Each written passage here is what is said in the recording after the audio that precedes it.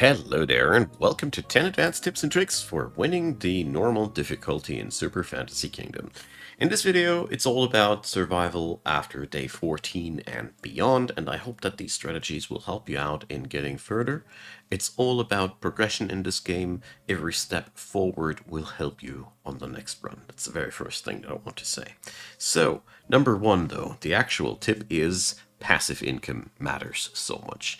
Coins and faith are very, very powerful currencies. Try to get yourself a decoration up and running as quick as you can. This will be sometimes when you have the progression for it right at the beginning of the game. It might be something that you need to work towards too, but it is something that is absolutely very, very much worth it. So the other thing is repair the cathedral as quick as you can. It's only 3 planks, and it should be really one of the very first priorities. Also, the berries that you harvest extra that you don't need can be and should be invested into the church. The thing about the upgrade here is it is a upgrade for the building, and it does generate faith passively at the same time, and it can be applied multiple times. Berries are really powerful due to this, and if you can, you should try to get yourself at least one of these upgrades, preferably two, but it really depends on your meta progression how much you will be realistically able to achieve. But this upgrade is one of the easiest ways of achieving a steady income of faith for the humans. Well, number 2, siege weapons. So the siege camp provides a really powerful assortment of weapons that have many, many advantages. For one, many of them can operate from the backline, where you don't need to pay any gold for these slots. The other thing is they don't require food to operate. They get repaired when they get destroyed after the night is over, so all in all, these units are very cost efficient. They are also one of the best faith sinks in the game.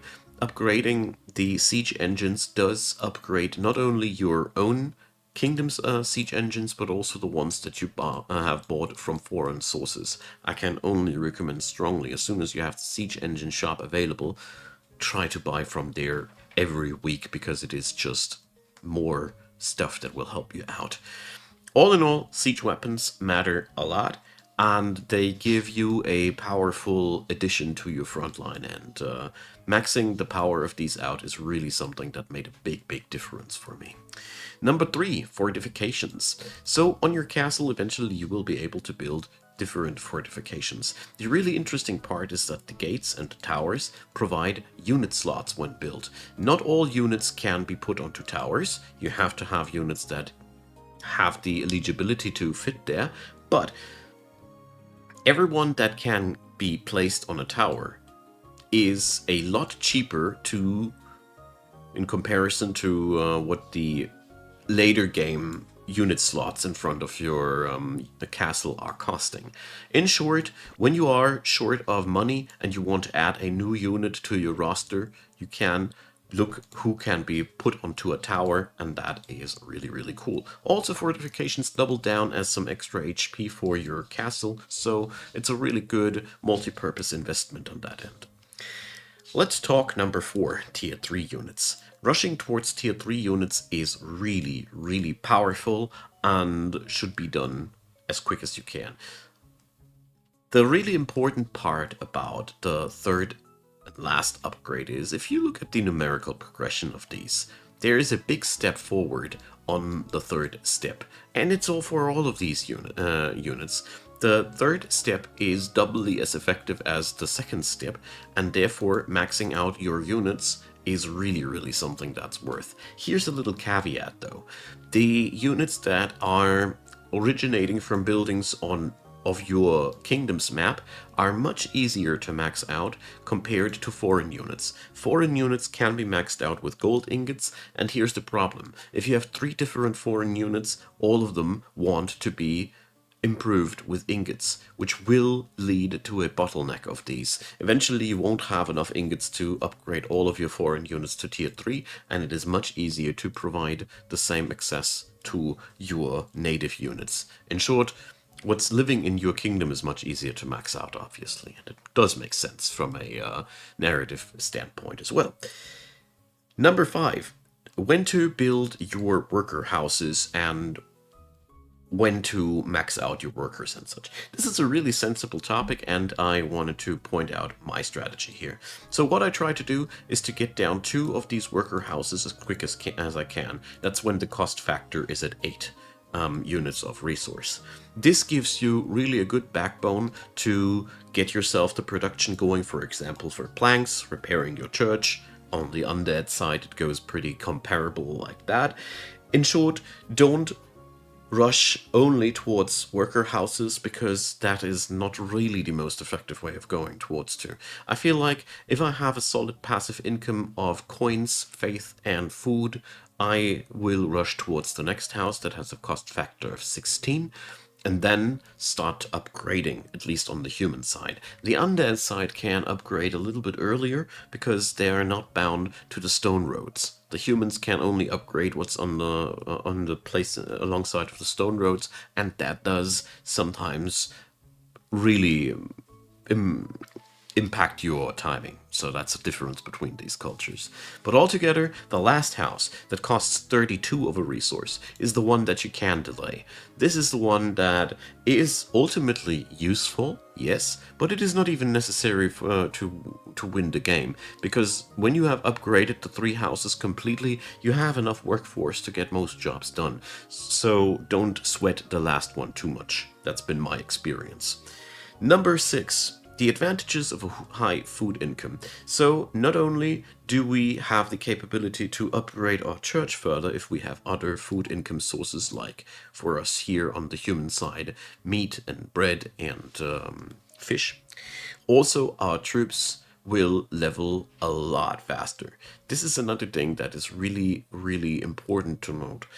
Altogether, food income is something that is always worth going for, whereas resource-wise, it is often a wise choice to limit your workers.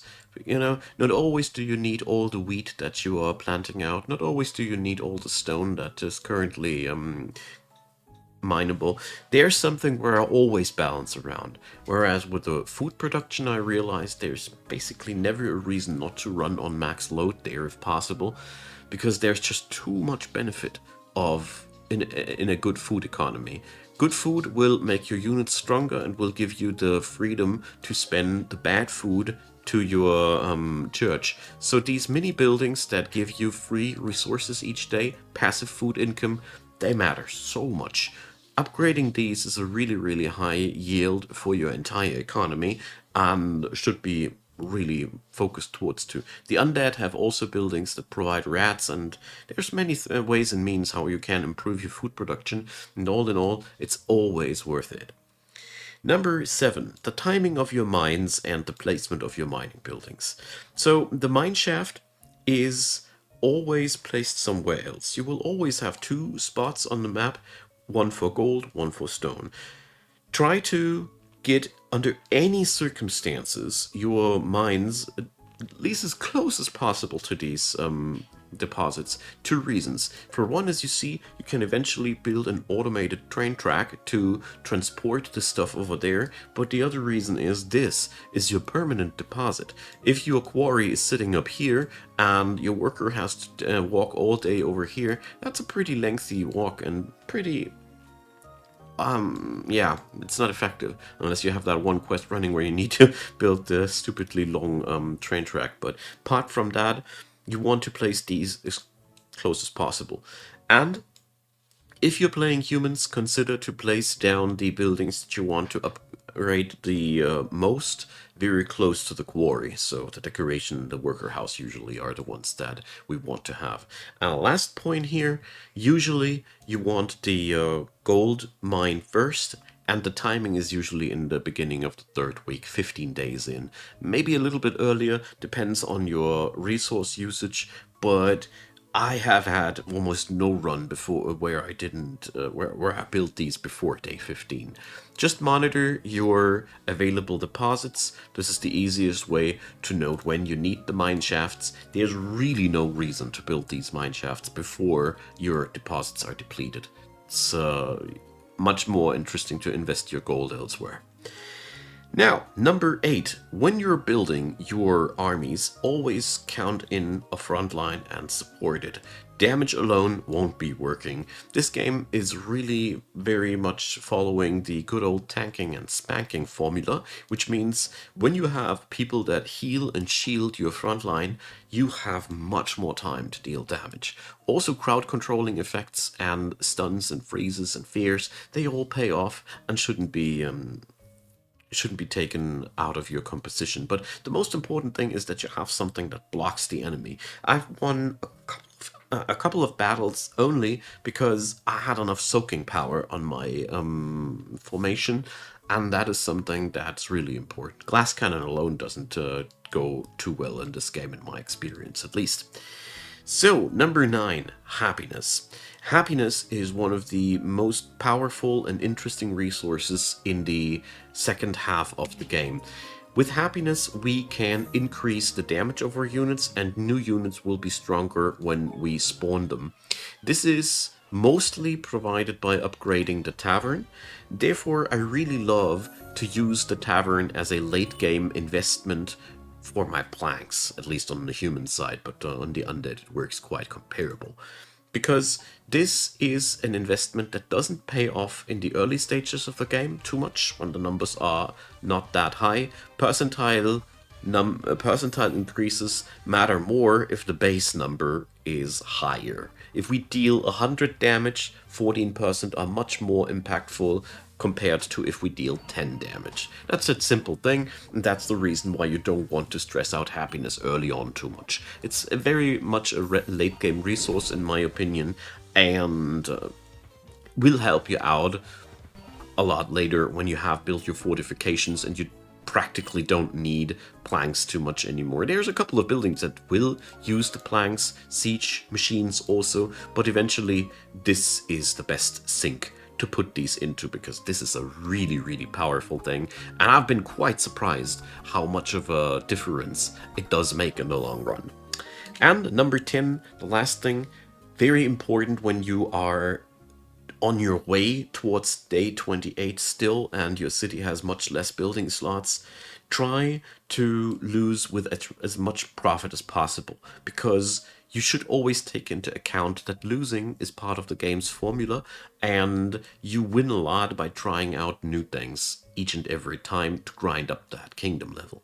Also, you can combine that, and this is something I grew a habit out of, by looking up for one of these quests on the map and just make that your goal and try to achieve as many new items on your shopping list as possible. There's plenty of shops that provide items that can also give you experience for your kingdom. Everything that has this new tag usually gives you 1 kingdom XP, and combining your efforts into losing with as much profit as possible will shorten the grind, because you will compactify all your progression efforts into one run, which you already do from the beginning, so to speak, voluntarily.